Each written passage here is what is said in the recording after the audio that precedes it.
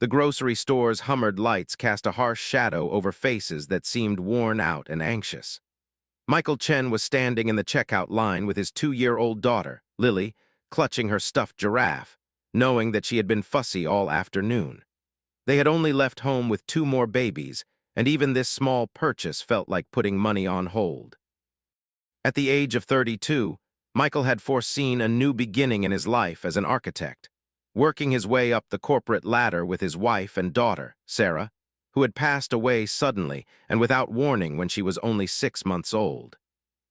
At one point, she found herself in that situation alongside her partner, Michael, who was a single parent who couldn't afford to live alone. He had made sacrifices to support his family, but his child care bills were unavoidable, and he had been late on work. His attitude had also become disorganized. The process of letting him go 6 months ago was dubbed the restructuring phase, and Michael deemed it as the final nail in the coffin of his old life. He'd been putting together work, finding freelance writing jobs or working as a handyman, all of which would have allowed him to spend some time at home with Lily. However, it was not sufficient. While waiting in line at the grocery store, he had a change of $12.47 in his wallet, which would leave him with 48 cents until his next freelance payment was made in 3 days. Lily would not be able to bring any formula with her. The woman in front of him finished checking out and moved away. Michael then proceeded to drop the diaper package on the conveyor belt, indicating that there were no other options available. The cashier, who was in her 50s and appeared tired, scanned $1,199 and began counting bills. A 10, a 1, and then change were displayed. He meticulously counted quarters, dimes, and nickels while observing the line that formed behind him, knowing that Lily was squirting in his arms. Dad then instructed him to fetch a stuffed animal as it fell to the ground. As he bent to pick up the remaining coins, more of them poured out from his hand. "Sorry, I'm sorry," he exclaimed, his face reddened from trying to collect the scattered change with one hand and Lily with the other. "Let's just stand it," someone in the audience whispered. I'm almost speechless. I can't help but feel like Michael is on his knees. He was attempting to retrieve some quarters from the filthy floor as Lily began to cry in earnest. "Let me assist you." Michael glanced up and saw a woman in her mid-20s, light brown hair and expensive cream blazer, carefully collecting the coins and presenting them to him. "Thank you very much," he said. It's been a tough day, but Michael was able to stand up and support Lily. "I'm sorry, don't apologize." Lily, who had stopped crying due to the distraction of a new face, was smiled at by the woman. "How old is she?" With a shiver on his hands, Michael handed over his change for $11.99 to the cashier, who nodded and presented him with the diaper package. As Michael began to leave, the woman stepped forward towards the register. "Sorry, I'd like to see all the diapers you have. This brand, this size," she said. The cashier appeared perplexed. "We have all got all the packages in that size. Can you please bring them all over to Michael?" "I'm sorry, I couldn't remember your name." Michael looked at her. "Alexandra Cole, can you assist me?" She presented a credit card to the cashier. "Can you tell me how many packages are in stock at that size? I'm having difficulty understanding the situation." "I have a maximum of 30 packages waiting for me. Can you provide me with delivery details and information?" Alexandra took out her phone. "I would appreciate it if you could provide me with your address." Michael experienced dizziness. "I can't handle that, that's too much." "You don't have to be familiar with me. All you need to do is accept the help that comes your way." Alexandra spoke with a soft and firm voice. "Can you explain why your daughter requires diapers, and I am capable of providing them?" "Why would you do something for a stranger?" Alexandra hesitated briefly before responding. "Because I've been where you're at." "Not exactly. I know what it's like to stand there and keep tabs on pennies until the next day." "I received assistance from someone." The store manager was in charge and coordinating with the cashier regarding inventory and delivery, while many customers watched with curiosity and impatience. However, Michael was unable to notice any of them. He was fixated on Alexandra, a stranger who had recently modified his week, possibly month. I don't know when I will pay you back, but if you insist on doing something, then pay it forward, he said. If you have the opportunity, help out. The manager reached out to Michael. Sir, can you provide your delivery address? We'll have it delivered this afternoon. Michael responded, still feeling like he'd W. As in a dream. A month's supply of 30 diapers would provide Lily with a balanced diet and ample time to breathe. As they discussed the details, Lily greeted Alexandra with a smile. Pretty lady, she said, which was one of her favorite expressions in recent times. She continued, you're the loveliest boy, dear. It's important that you take care of your dad. After the transaction was finalized, Michael asked Alexandra for assistance and proceeded to walk away. Could you please provide some feedback? Alexandra paused while responding to Michael's inquiry. You brought up the fact that you've been around for a while, did you? Apparently, you did.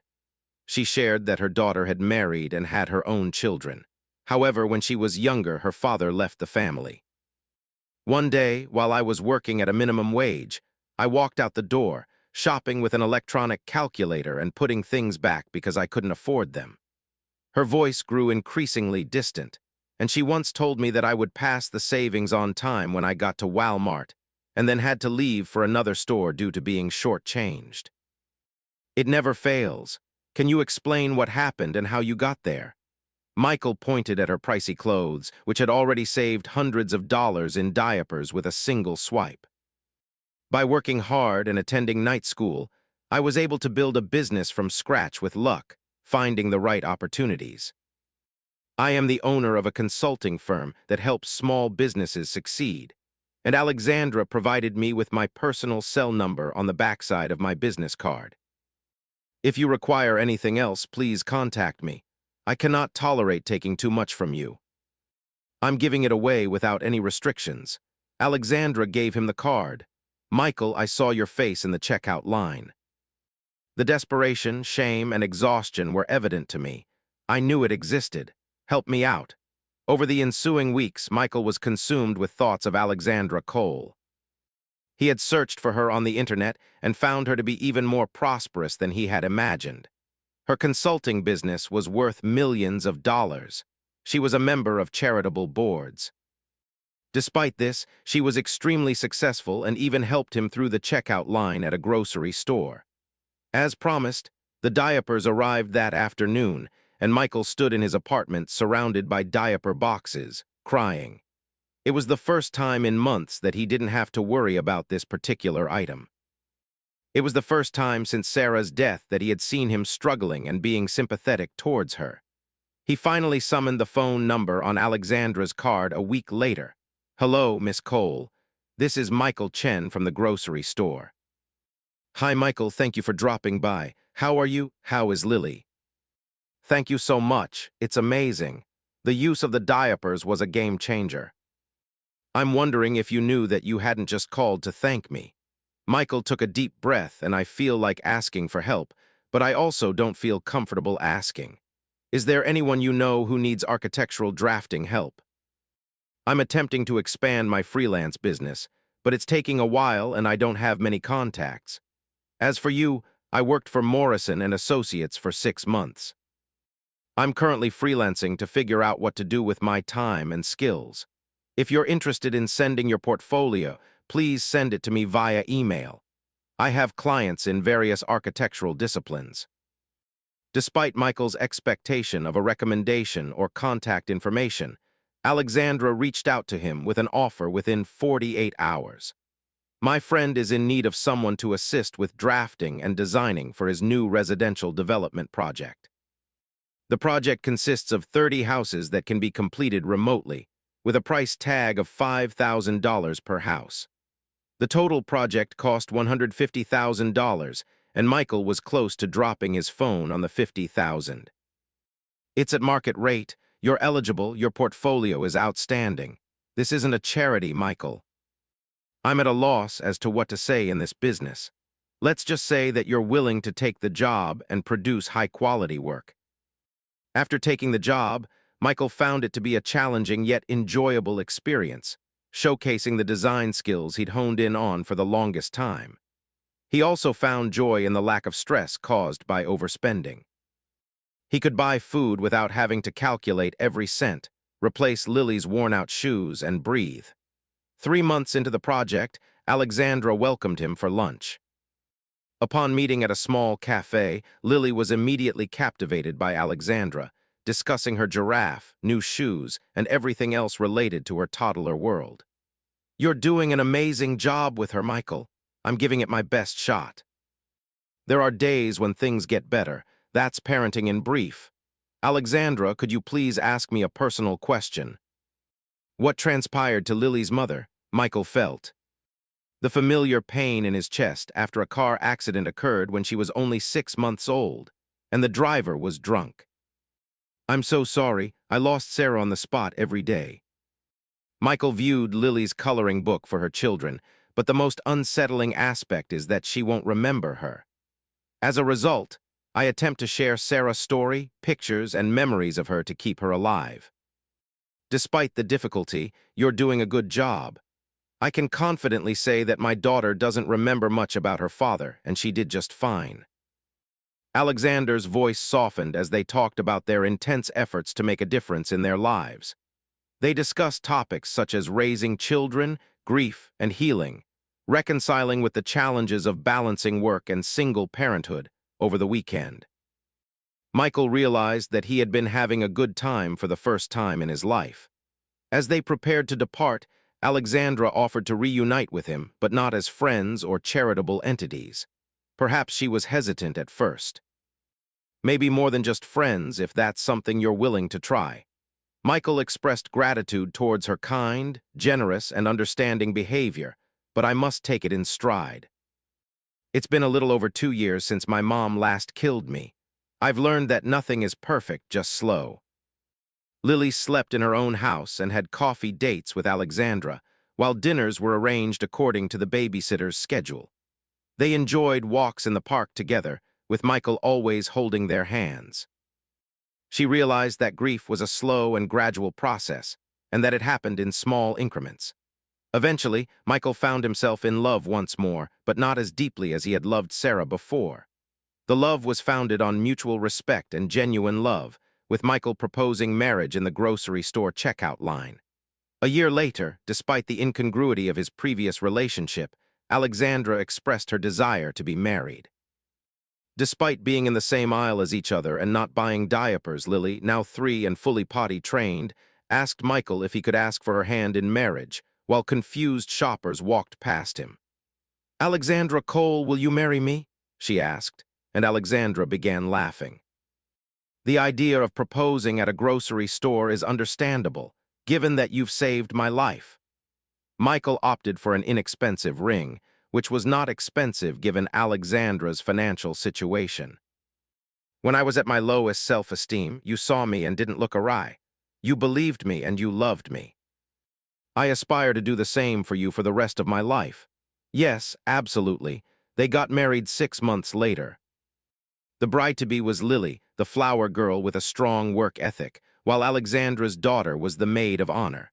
They both acknowledged that the tough times don't always result in the best.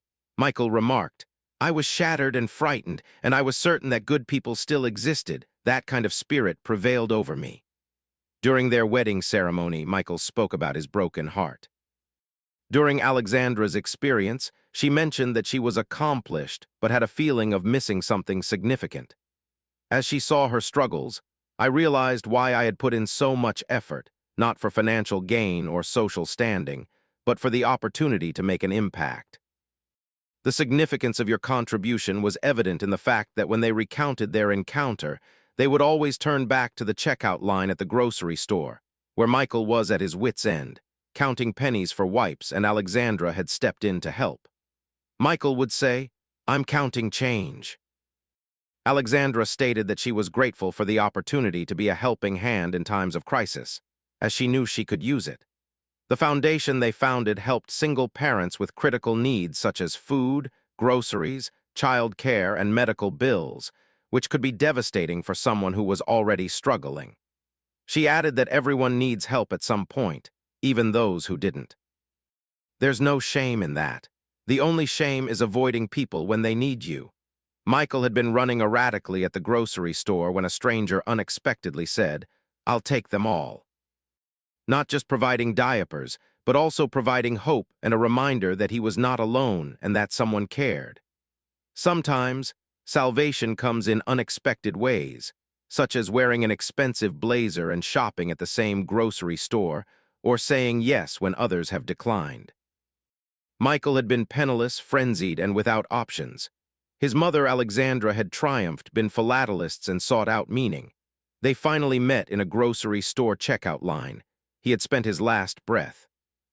She had ensured that it wasn't his final opportunity, which was what made it so special.